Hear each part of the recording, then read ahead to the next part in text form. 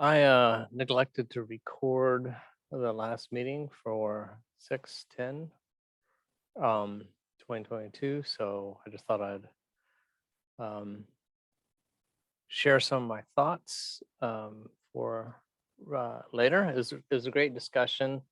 We learned some things about organizing claims that I hope to capture right now. We started off talking about the debate topics, trying for five. I think we may end up with six. So qualified immunity, which you already have. We want to do something about guns. So either concealed carry or more guns, less crime, were some of the topics we discussed. So we'll try and decide before our next regular meeting. Talked about housing first as an cost-effective strategy for addressing homelessness. We added cost-effective to make it stand a little bit clearer. I kind of like that being in there. We talked about maybe do the U.S. elections have a lot of fraud? That seems to be a debate that's going on. That sounds interesting. Does keto affect long-term heart health? I do want a health-based thing that has to do with a lot of studies. We discussed whether that was too big or too small. One principle on these that we talked about, especially early in the process, is to start with smaller debates because it's easier to take a step up than to take a step down as far as size. So we might do heart health here, or then we could say just long-term health, take out the heart to make it broader.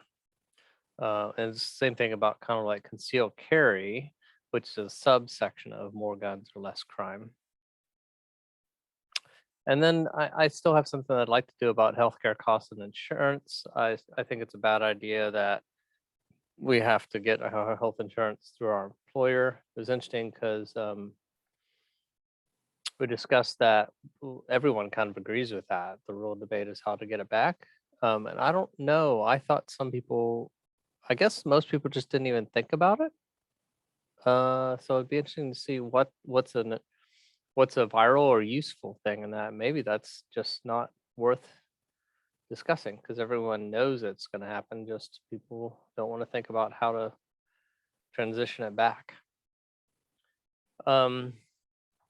So we reviewed the qualified immunity analysis. And you can see as it is right now, kind of the top.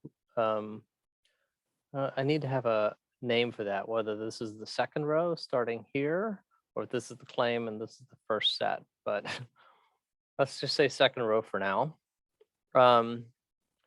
So Matthew had split it up into looking at the bottom claims and grouping them logically, made some really good groupings. Looking at this, I was trying to figure out why I had a sense that this wasn't right for Gullibot. And through the discussion, I came to realize that it is what we want at this top level are kind of what are the main trade-offs that you have to make. In most cases, you're going to be getting something and you're going to be losing something, and we can debate lower down whether you actually do gain it or lose it, or how much you gain or lose. But at the top, it would be what do we gain, what do we lose, and then you debate the importance of those and how you're supposed to weigh them against each other. And this wasn't quite organized in that way. So during the discussion, we talked about changing it to be costs, because that's really kind of the main problem we know. And the efficacy of law enforcement, not just justice, but in, are we going to see? I guess now that I'm looking at it, I still think we're missing something. Are we actually going to see? I almost want to say reduce rights violations. Yeah. Okay. So that, I don't know. I'll have to show this, but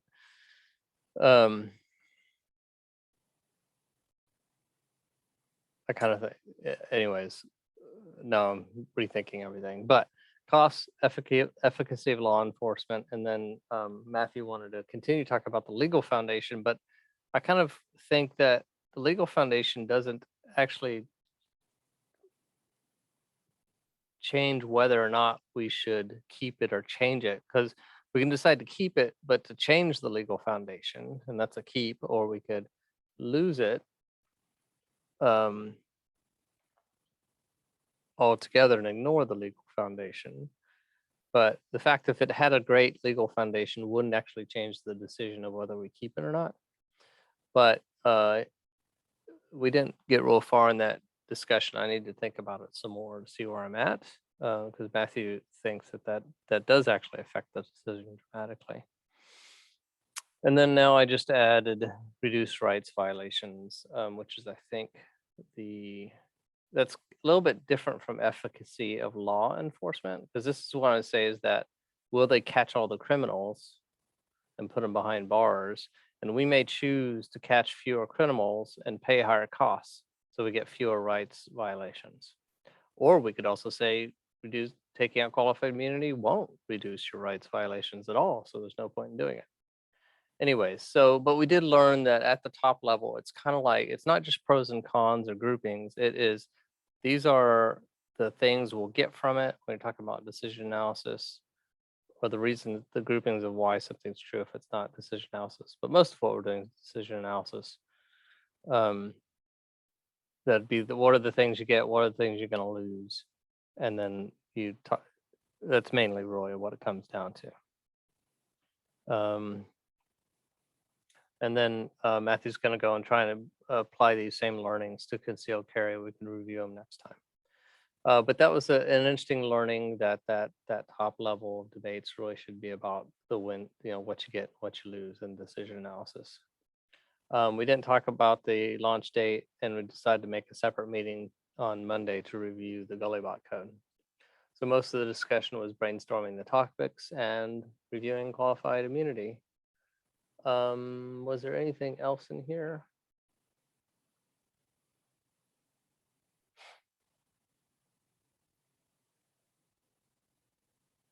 No, I think that's it. Okay, so that's the notes for the meeting, verbal notes, and I made in the template for future meetings that to remember to record. So now it's in the template itself as the first agenda item, so it's not forgotten in the future. All right, thanks.